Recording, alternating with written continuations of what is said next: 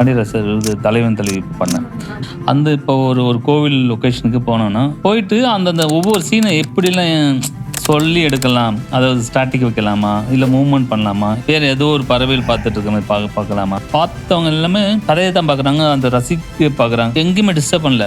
அதுதான் என்னோட பெரிய சக்ஸஸ் நான் நினைக்கிறேன். யாருக்கோ கிரீடம் அழகு பார்த்த மாதிரி எனக்கு கேமராவுக்கு கையில் கொடுத்து அழகு பார்த்தார் பிரபு சல்மான் சார். அது என்னைக்கு அது சொல்ல முடியாத நன்றி இருக்கும். மைனா மூவி அந்த பஸ் ஆக்சிடென்ட் சேலஞ்சஸ் என்ன இருந்துச்சு?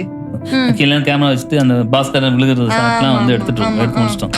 அந்த கிரேன்காரங்க என்னன்னா கொஞ்சம் மிஸ்கம்யூனிகேஷன் ஆயிடுச்சு. அப்படியே ஒவ்வொன்றும் பிரேக் ஆகி அப்படியே விழுந்தது.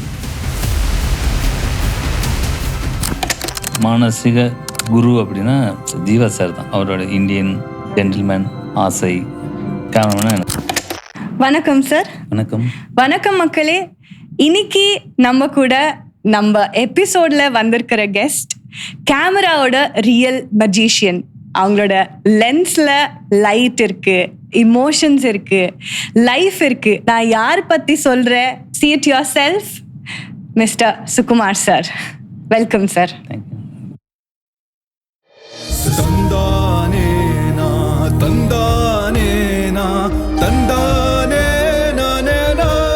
சார், உங்களோட லைஃப் பத்தி சொல்லுங்க. நீங்க எங்க பிறந்தீங்க, உங்களோட அப்பா அம்மா, சிப்லிங்ஸ் எல்லாரும் பத்தி.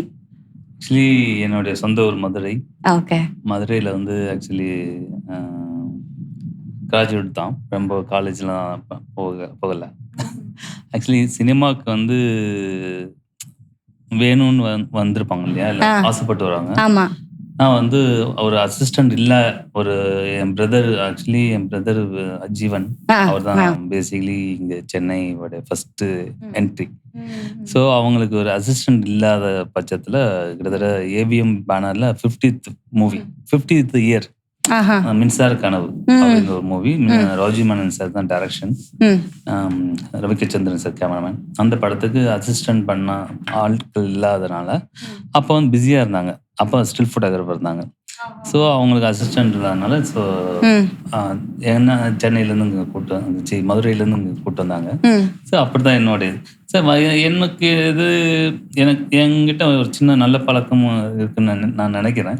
அது என்னன்னா, எந்த வேலை பார்த்தாலும் நாட் ஃபார் சினிமா, அட்லீஸ்ட் சாதாரண ஒரு மெக்கானிக் இல்லை டிரைவர் வேலை, ஏதோ ஒரு எனி ஒர்க், ஸோ அதை முழுமையா தெரிஞ்சுக்கிட்டு போகணும்னு ஆசைப்படுவேன். ஏன்னா அங்க போய் ஸ்டக் ஆயிட்டு பேக் ஆகக்கூடாது அப்படின்னு.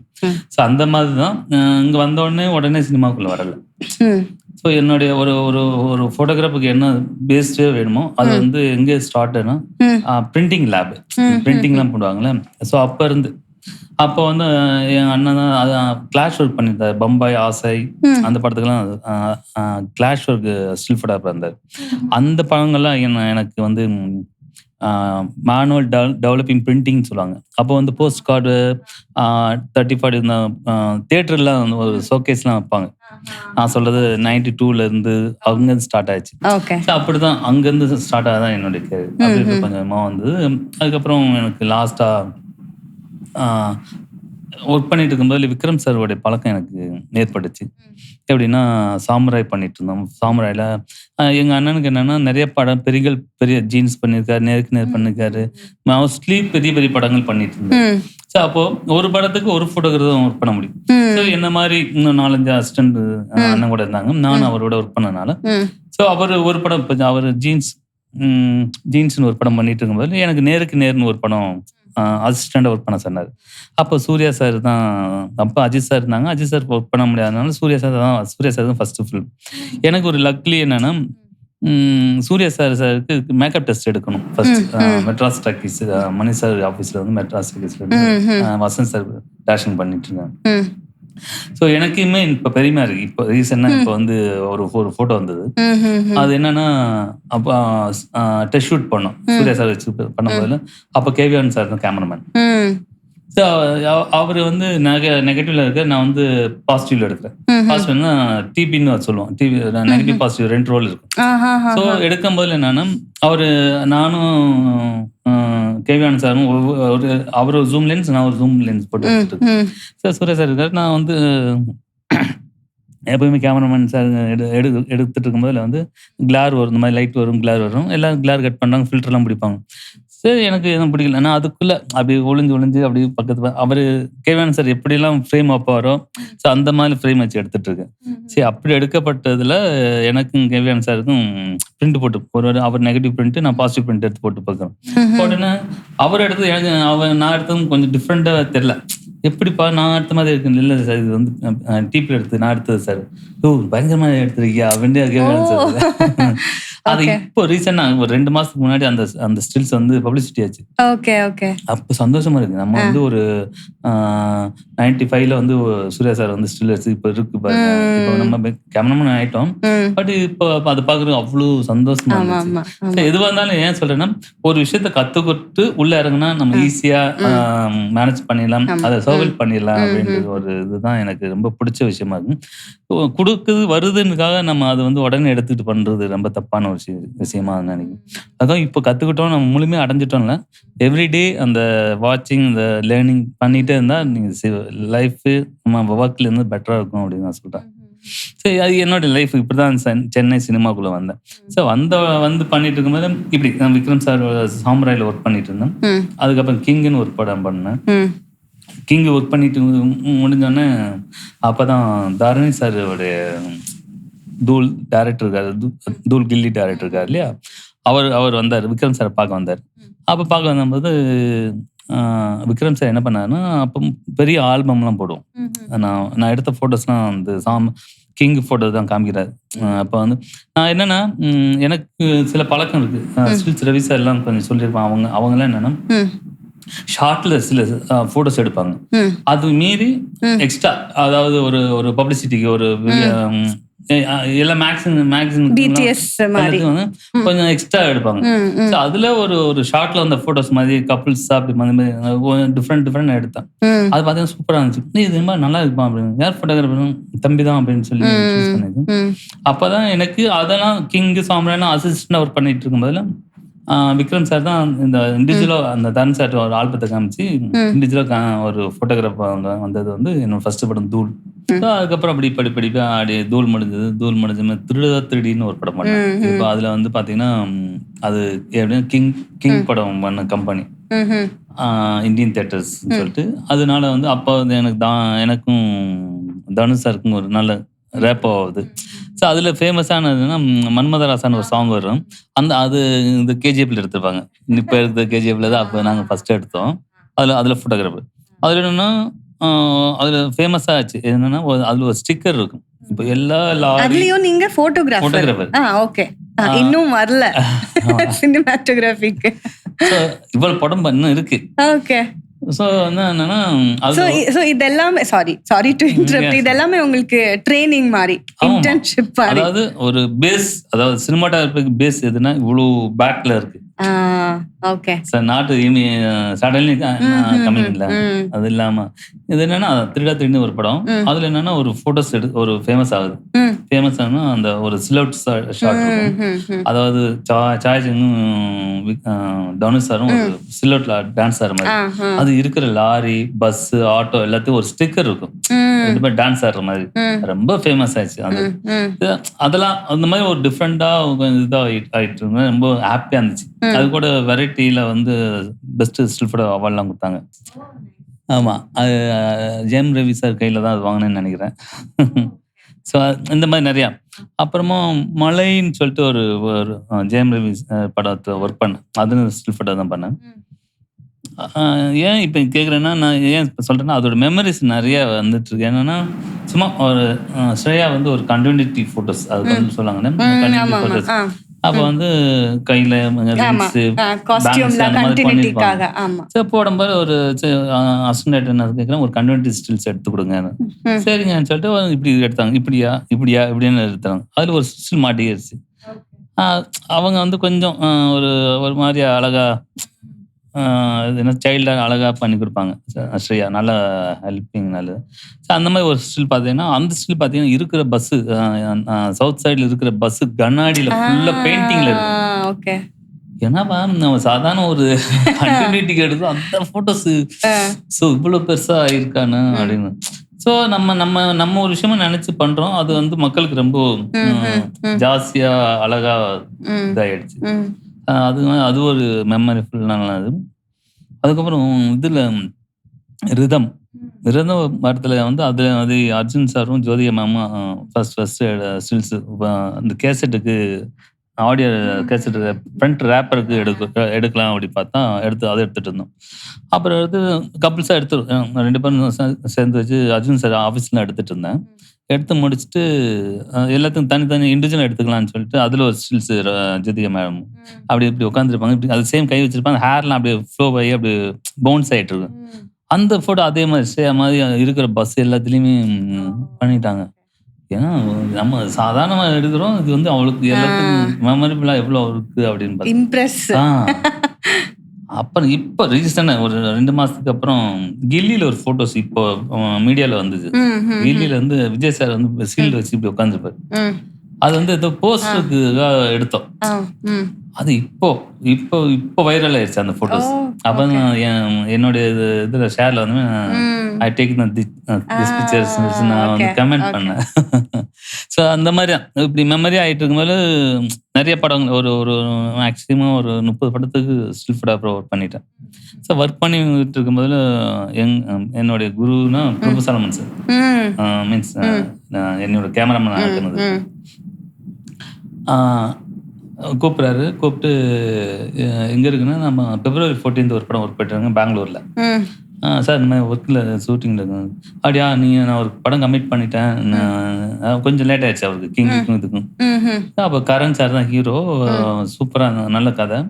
அது கூப்பிட்றாங்க. ஃபர்ஸ்ட் கூப்பிட்டேன்னு வந்தேன். சரி நம்மள எங்கே சில்ஃபோட்டோகிராஃபர் தான் கூப்பிட போகிறாங்க அப்படின்னு கூப்பிட்டாங்க. நாளைக்கு லொக்கேஷன் பார்க்க போகணும் வந்துரு அப்படின்னா போகலாம். அங்கே போன பார்த்தா இவர் தான் கேமராமேன் ஆர்டிஸ்ட் பண்ணார்.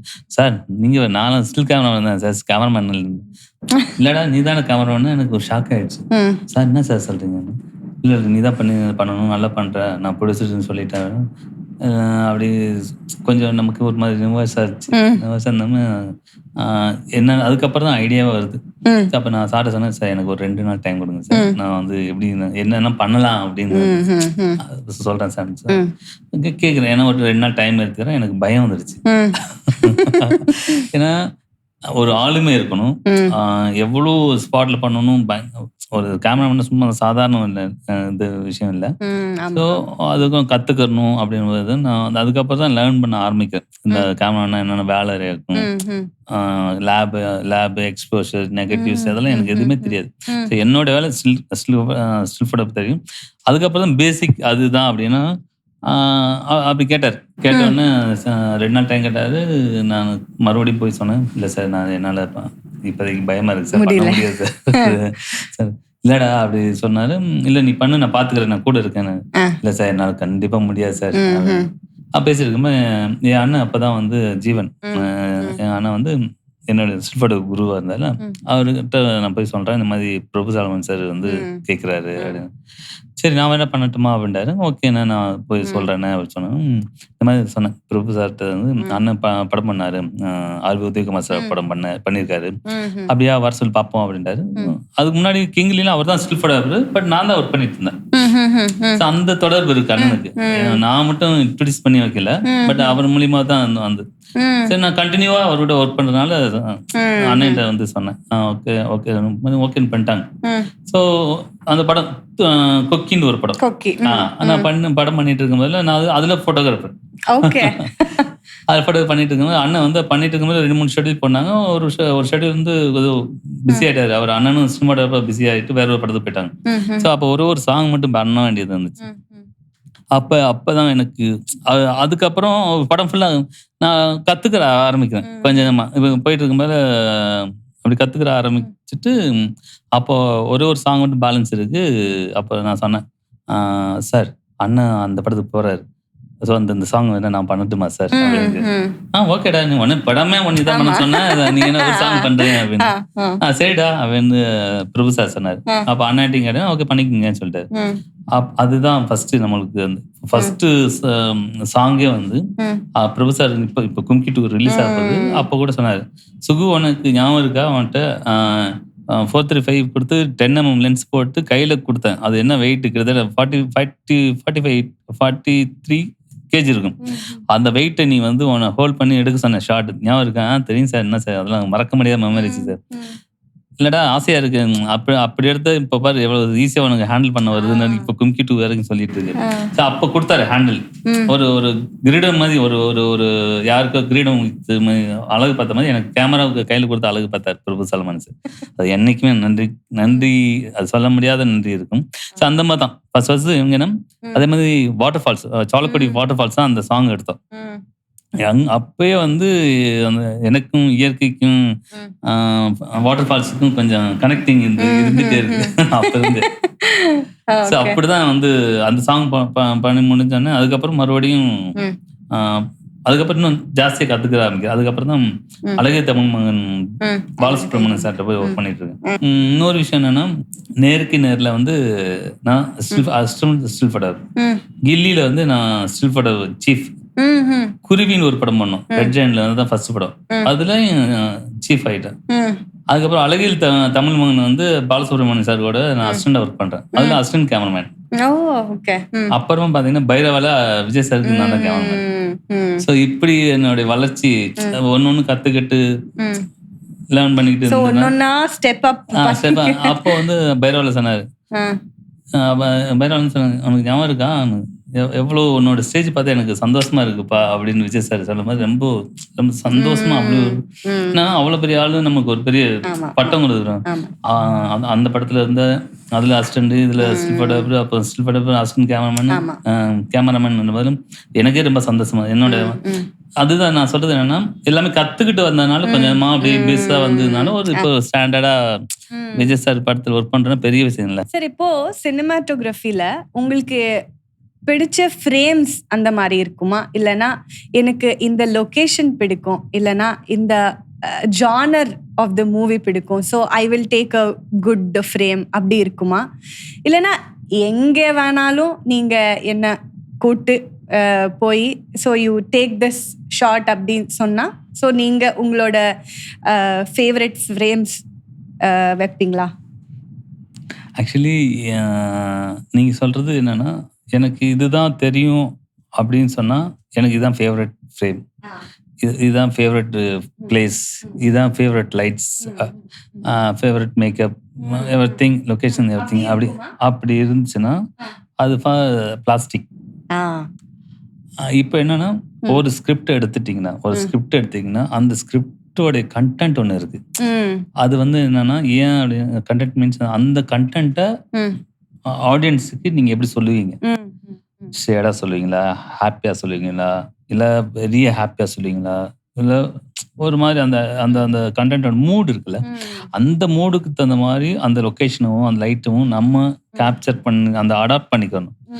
ஸோ அது அந்த மாதிரி நீங்கள் ஒவ்வொரு ஷார்ட்டும் ஒவ்வொரு ஃப்ரேமும் ஒவ்வொரு சீன் கூட ஹேண்டில் பண்ண விதமாக இருக்கும். இப்போ என்னன்னா இன்னும் ஒரு பரபரப்பான சீனை வந்து நீங்கள் ஸ்டாட்டிக் நீங்கள் வச்சு பண்ணீங்கன்னு வச்சு ரொம்ப போராக இருக்கும், ரொம்ப லேகாகவும் இருக்கும். லேக் ரெண்டு ஒன்று தான்.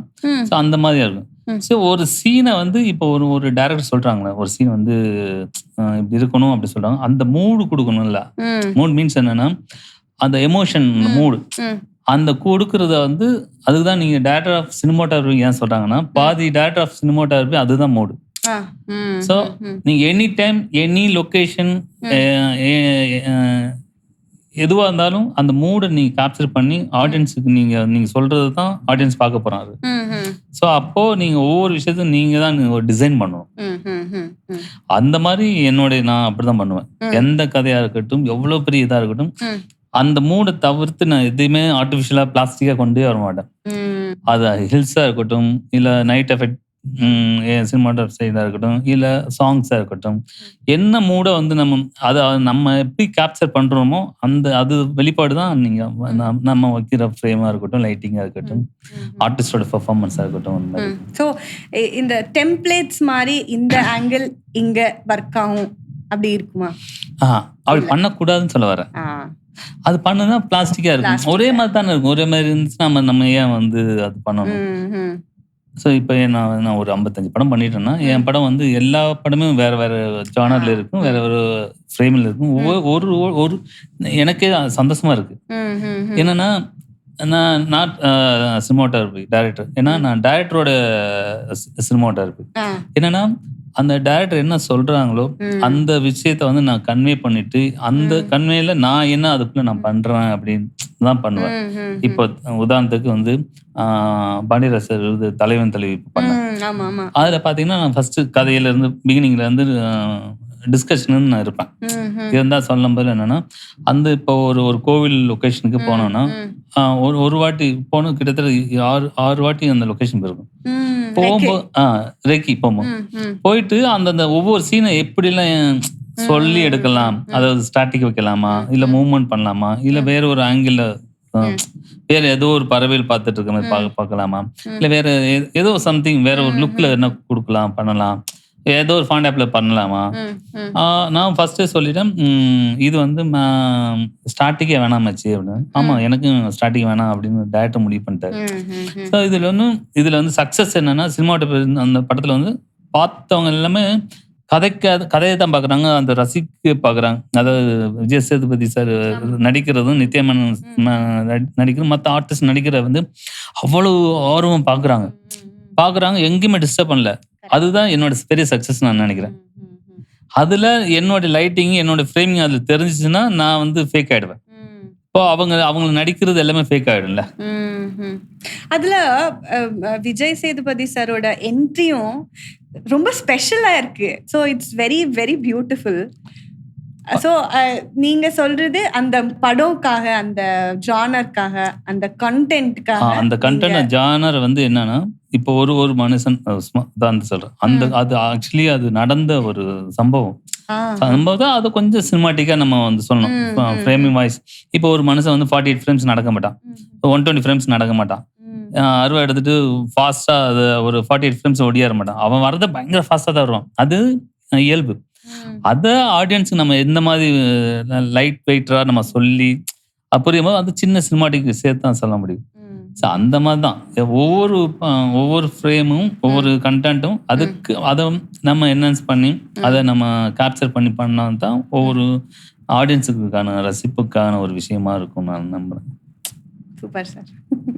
சார் அப்போ மைனா மூவி அது பெரிய பிளாக் பஸ்டர் ஹிட் சவுத் இந்தியாவில். ஸோ அந்த மூவியில் நிறைய சீன்ஸ் இருக்கு, நிறைய பியூட்டிஃபுல் சீன்ஸ் இருக்கு. ஆனால் சேலஞ்சிங்கானது எங்களுக்கு பார்க்குறவங்களுக்கு ஆக்சிடென்ட் சீன், அந்த பஸ் ஆக்சிடென்ட் சீன். அது எப்படி எடுத்தீங்க? சேலஞ்சஸ் என்ன இருந்துச்சு? சேலஞ்சுனா பயங்கர சேலஞ்சு. ஏன்னா வந்து உயிரே போயிடும். பார்த்தாலே ரொம்ப பயங்கரமான சீன் இல்லையா? லாட முடிஞ்சோடனே பிரேக்ல ஒரு கொஞ்சம் டைம் எடுத்துக்கிட்டு மைனா அப்படின்னு ஒரு படம் சொல்றாங்க. சொல்லும் போது அப்போ டெய்லி ஆஃபீஸ் போட்டு பிரபு சாரோடைய ஃப்ரெண்ட் தான், கிளாஸ்மேட் தான் ஜான் மேக்ஸ் சார் தான் இது ப்ரொடியூசர். ஸோ பட்ஜெட் இல்லை, பட் கதை செம்ம கண்டென்ட் வேற லெவல். நம்ம எடுக்கும் போதுலேயே நமக்கு ஒரு நல்ல கதைன்னு தெரியுது. கேட்கும் போதுலேயே இது எப்படி எடுக்க போகிறோம் அப்படின்னு ஒரு பண்ண போகிறோம். அதுக்கு சப்போர்ட்டிங் யாரும் இல்லை. மணியாக பணமாக கொடுக்க முடியாது, பட் டெக்னிக்கலாக நம்ம எதாவது பண்ணுவோம் அப்படின்றது பெரிய விஷயம். என்னென்னா ஃபஸ்ட்டு எங்களுக்கு கிடைச்சது என்னென்னா ஒரு கேமரா வந்து நமக்கு மேக்ஸிமம் ரெண்டல் கொடுத்துருவாங்க, லேட்டாக பேமெண்ட் பண்ணிக்கலாம். அது போடுற ஃபிலிம் வேணும்ல, டெய்லி பே பண்ணும். ஸோ அப்படின்னு பதில் விஜயா லேப்ல வந்து பிரபாகர் சார்னு அப்படி இருந்தார். அப்போ அவர்கிட்ட சொன்ன மாதிரி இப்போ ஒரு படம் பண்ணுறோம் சார், இந்த மாதிரி கொடுங்க அப்படின்போது பிரபு சார் கேட்டார். அவர் என்ன மொத்த படத்துக்கு ஒரு கான்ட்ராக்ட் போட்டு இவங்க எனி டைம் இவங்க எனி ஃபிலிம் கேட்டால் இவங்களுக்கு கொடுக்கணும்னு சொல்லிட்டு ஒரு கான்ட்ராக்ட் போட்டு கொடுத்துட்டாரு. எங்கள் படத்துக்கு அவர் தான் இப்போதைக்கு கடவுள். ஏன்னா நம்ம சாப்பாடு கூட இல்லாமல் தரலாம், நெகட்டிவ் இருந்தால் தான் படம் எடுக்க முடியும். ஸோ அந்த மாதிரி சூழ்நிலை தான் போனோம். கொஞ்சமாக ஒரு பணத்தை எடுத்து வச்சுட்டு போனோம். ஃபஸ்ட்டு எல்லாமே ரெடி ஆகிடுச்சு. இங்கேருந்து ஒரே 2 கார் நினைக்கிறேன், 2 கார் போகிறோம். ஒரு ஸ்கார்பியோ ஒன்று, இன்னொரு சின்ன கார் போகிறோம். 2-3 அசிஸ்டன்ட் டைரக்டர் சார். அப்போ ஒரு இன்வெஸ்டர் மாதிரி ஒருத்தர் இருந்தார். அவர் டைரக்டர், நான் கூட போகிறப்போ மூணார் வழி தான், அங்கே தான் போகிறோம். ஃபர்ஸ்ட் அங்கேருந்து ஸ்டார்ட் பண்ணலான்னு. இதுதான் படத்தோட பிகினிங்னு நான் சொல்கிறேன். ஷூட்டிங் போல டிஸ்கஷன், லொக்கேஷன் ரெக்கி போகிறோம். ரெக்கி போகும்போது கரெக்டாக போடிமேட்டு, தேனி மேலே போனோம். போடிமேட்டு கிராஸ் பண்ணேன்னு ஒரு டீ கடையில் உட்காந்தோம். டீ சாப்பிடலாமா அப்படின்னு. டீ சாப்பிடும் போது உட்காந்தோம். டீ சாப்பிட்றாங்க, டிஃபன் சாப்பிட்றாங்க, லஞ்சு சாப்பிட்றாங்க. லஞ்சு முடிச்சு லாஸ்ட்டாக காஃபி சாப்பிட்ற அளவுக்கு அதே டீ கடையில் போய் டிஸ்கஷன். ஏன்னா பேச இம்ப்ரூவ் ஆகுது. சீன்ஸு என்ன பயங்கரமாக இருக்குது. ஒரு டீ கடையில் ஒரு நாள் ஃபுல்லாக உட்கார முடியுமான்னு அவ்வளோ மிச்சம். ஏதாவது ரூம் போட்டு உட்கார முடியாது, ரெசார்ட்ல உட்கார முடியாது. உட்காந்தா கூட இந்த சீன்ஸ்ல வருமானு தெரியாது. ஸோ அங்கே டீ சாப்பிட்ற இடத்துல டீ சாப்பிட்டு பிரேக்ஃபாஸ்ட் முடிச்சுட்டு லஞ்ச் முடிச்சுட்டு அதுக்கப்புறம் சாயந்தரம் ஸ்நாக்ஸ், இந்த கடிகிடி அந்த மாதிரி சாப்பிட்டுட்டு அதுக்கப்புறம் 3 ஈவினிங் போகிறோம். ஸோ சீன்ஸ் சூப்பராக இருந்துச்சு. அவங்க அசினேட்டரும் சார் எல்லாம் பேசிட்டு இருக்காங்க, நம்ம கூட உட்காந்து பேசிட்டு இருப்போம், கேட்டுட்டு இருப்போம். சரி, அப்படிதான் 3 போனோம். போயிட்டு அப்படி சுற்றி பார்த்துட்டு இருக்கோம். ஒவ்வொரு லொக்கேஷனை பார்க்குறோம். இங்கேருந்து பண்ணிக்கலாம், செய்யலாம் அப்படி ஐடியா பண்ணிட்டோம். ஒரு ஹோட்டல் தேவைப்பட்டுச்சு. ஃபர்ஸ்ட் பார்த்துருப்பீங்கன்னு நினைக்கிறேன். அந்த உள்ள கப்பு மாட்டிட்டு ஓடுவாங்களே விலங்கு மாதிரி. ஸோ அதெல்லாம் பார்க்குறோம். பார்த்துட்டு முடிச்சுட்டு இவங்க ஊர்லேருந்து கிளம்பி வர்றதுக்காக ஒரு பெரிய ஹில்ஸு, ஒரு நிறையா லேயர்ஸ் மாதிரி இருக்கணும்னு சொல்லிட்டு அந்த மாதிரி தேடுறோம். நிறையா இடத்துல தேடுறோம். போயிட்டு இருக்கும்போது டாப் ஸ்டேஷன் ஒரு இடம். அங்கே போய் பார்த்துட்டா ஒரு நல்ல வேலியாக இருந்துச்சு. ஒரு செம்ம வேலியாக இருந்துச்சு. போய் பார்த்தோன்னா சூப்பராக இருக்குது, இதில் நம்ம அப்படி வேறு வந்து நல்லா இருக்கும் அப்படின்னு. அப்போ வந்துகிட்ட கேட்டால் அது என்ன ஊர் இருக்குது அப்படின்னு. அதுக்கு குரங்கணி தேனின்னு. தேனியா? மூணார்லேருந்து பார்த்தா ஆச்சரியமா இருக்குது, கீழே தமிழ்நாடு தேனி தெரியுது அப்படின்னு. இப்போ நல்லா இருக்கு அது அப்படின்னு சொல்லிட்டு அந்த இடத்துல பிரபு சார் சின்ன ஒரு டைலாகோ சீனோ அப்படியே சேஞ்ச் பண்ணுறாரு. அப்போ ஐடியா பண்ணி வச்சுட்டாரு. அப்படியே போயிட்டு ஃபர்ஸ்ட்டு குரங்கணியில் போயிட்டு ஷூட்டிங் போகிறோம். ஷூட்டிங் எடுத்துகிட்டு வந்துட்டு இருக்கோம். அங்கேருந்து மேலே ஏற வரைக்கும் ஷார்ட் எடுத்துட்டோம். ஏறி முடிச்சுட்டு இதெல்லாம் மூணாரில் முடிச்சிட்டோம். மூணாவது என்னன்னா இந்த ஆக்ஷன் சீக்வன்ஸ் போட்டு லாஸ்ட்டாக வச்சுக்கலாம். ஏன்னா அது பெரிய செலவு. ஏன்னா ஒரு பஸ்ஸு வந்து எடுக்கணும், அதுக்கப்புறம் எல்லா ஆல் ஆர்டிஸ்ட் இருக்கணும், அதுக்கு 2 இண்டஸ்ட்ரியல் கிரேன் வேணும், ஜிம்மி வேணும், கோடா வேணும், எல்லாம். நாங்கள் மொத்த படத்தோட செலவு அந்த ஒரு நாள் 2 நாள்ல முடிஞ்ச ஒரு அளவுக்கு. ஆமா, பெரிய விஷயம் என்னன்னா 2 பெரிய இண்டஸ்ட்ரி கிரேன், ஒரு 100 feet 2 கிரேன் வந்துச்சு. அது கொச்சின் வர்றதுக்கு 2 நாள் ஆச்சு. ஏன்னா அவ்வளவு பெரிய கிரேன் வந்து மெதுவா தவறு. நம்ம பஸ் லாரி மாதிரி அந்த ஹில் ஸ்டேஷன் இல்லையா, கீழே வந்து வர்றதுக்கு முடியாது. சரி, பஸ்ஸை வந்து இன்ஜின்லாம் கழட்டிட்டு ஃபர்ஸ்ட் போற மாதிரி பண்ணிட்டோம். 2 செட்டு போட்டோம்.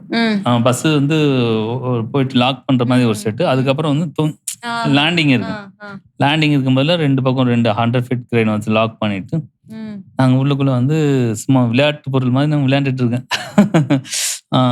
பிடிச்ச ஆக்ஷன் இதெல்லாம் பண்றாங்க, விழுக போற மாதிரி பண்றாங்க, எல்லாமே பண்றாங்க. உள்ள கேமரா வச்சு எடுத்து முடிச்சிட்டேன். முடிச்சுட்டு எல்லா சீக்வன்ஸும் முடிச்சிட்டோம். கீழேலாம் கேமரா பஸ் ஒரு 10 அடி கீழே இருந்து ஒரு 10 அடி டிஸ்டன்ஸ் இருக்கும். கீழே கேமரா வச்சுட்டு அந்த பாஸ்கர் விழுகிறதுலாம் வந்து எடுத்து முடிச்சிட்டோம். எடுத்து முடிச்சுட்டு அந்த பஸ்ஸை வந்து எல்லாமே எடுத்துட்டு ஒரு கரெக்டாக ஒரு 4:30 இருக்கும், ஈவினிங் 4:30. அந்த பஸ் வந்து ஸ்ட்ரெயிட்டா இருக்கு, கொஞ்சம் லிஃப்ட் பண்ணி இப்படி கொஞ்சம் ஸ்லாண்டிங்கா வேணும் அப்படின்ற மாதிரி சொன்னான்னு.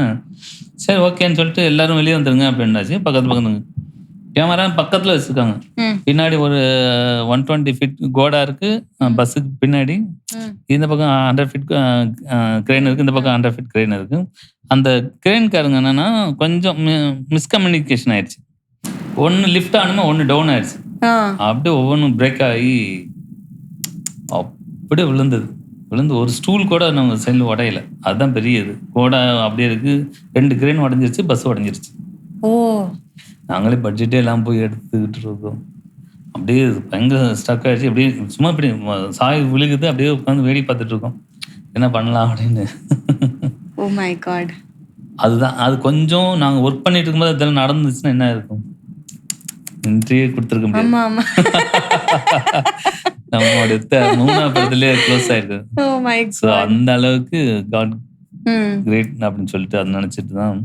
சரி, அதுதான் எப்போ ஷூட்டிங் ஸ்பாட் போனாலும் அந்த இடத்த வந்து சாமியா நினைச்சு கும்பிட்டுட்டு அது வந்து நம்மளோட அந்த சோல் வந்து நம்மளோட ஜாயின் ஆகணும்.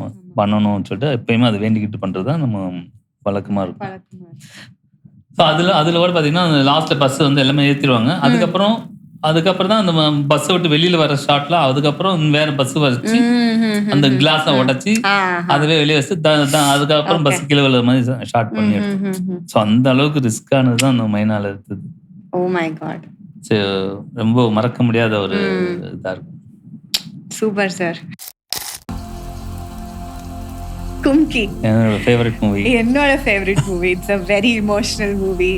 So you tell me about the experience of that. Actually Kumki ஆரம்பிச்சது வந்து ஷார்ட் போயிட்டு இருக்க மேலே என்னன்னா ஒரு பட்டர்ஃப்ளை வந்துச்சு சாங் போட்டு இங்கேருந்து அப்படியே மேலே வந்து இந்த ஐ ஷேடோ கிட்ட வருது. சார் உங்களுக்கு பிடிச்ச சினிமாட்டோகிராஃபர் யாரு?